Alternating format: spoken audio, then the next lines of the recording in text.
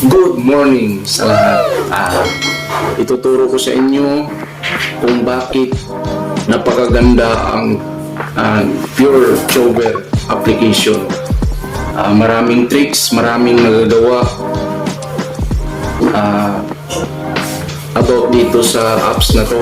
So, subaybayan nyo ang video ko at makikita nyo kung gaano kaganda ang Pure Chover application. Let's go!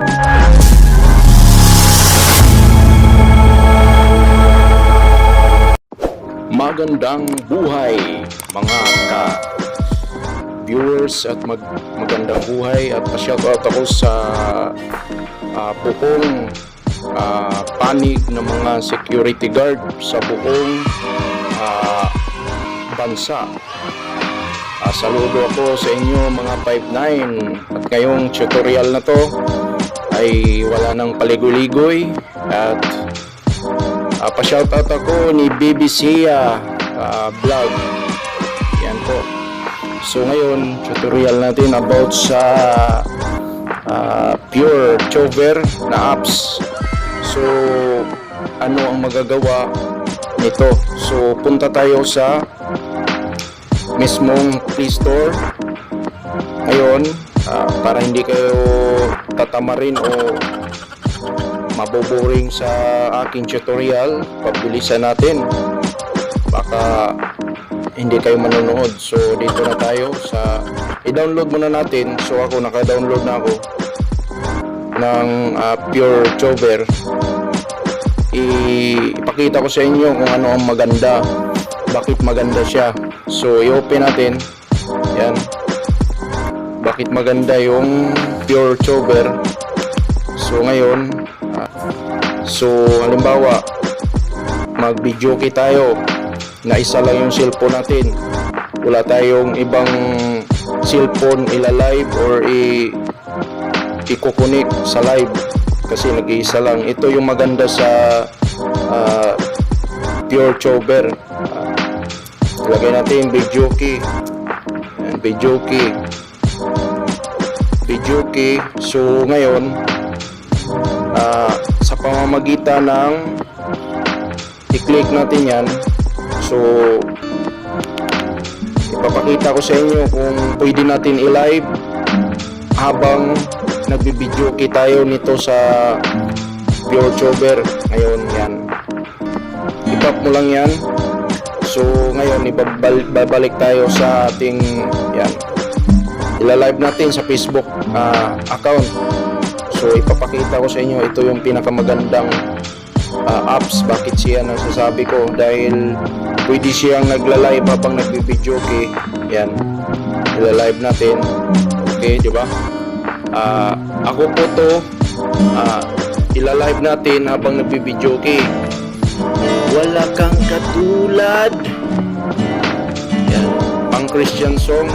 So yan, naka-live na po yan, diba? So yan, ila-live. I-sample natin para makita nyo. Yan. So okay na. So may isa pa na pang tricks na gagawin nitong Pure Chover na to. Ipapakita ko sa inyo para hindi kayo makuhan. Babalik tayo dito. So yan, okay na. So isi-search natin. Halimbawa, gusto nyong wala kayong magandang kanta o wala kayong magandang kanta sa inyong cellphone, pwede siyang gamitin kahit i-cancel nyo, tumutunog pa rin yan. So sa pamamagitan nito, tingnan nyo ha,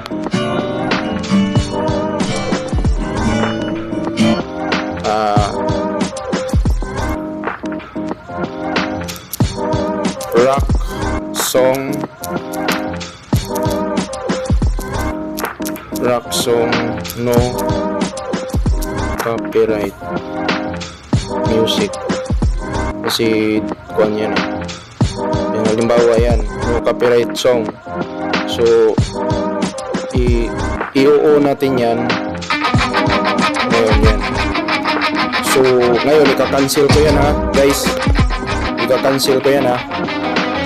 Ika-cancel ko yan. Ika-cancel ko yan pero tumutunog pa rin yan. Yan. Diba na-cancel ko na. Yan. Kahit ilagay nyo sa bulsa ilagay nyo sa bulsa nyo pero take note guys, kailangan pa rin ng data yan ha.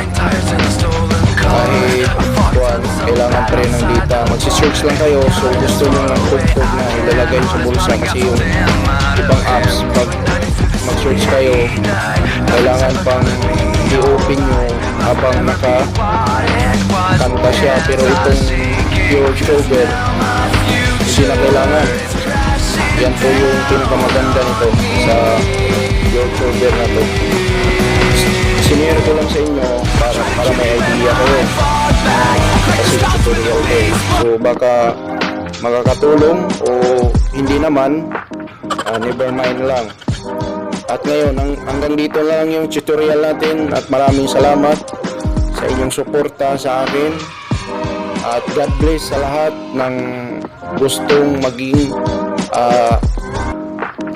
mga YouTuber na lahat sa buong mundo, lahat sa bansa natin sa Pilipinas. Sana magtatagumpay tayo sa ating hangarin at maraming salamat.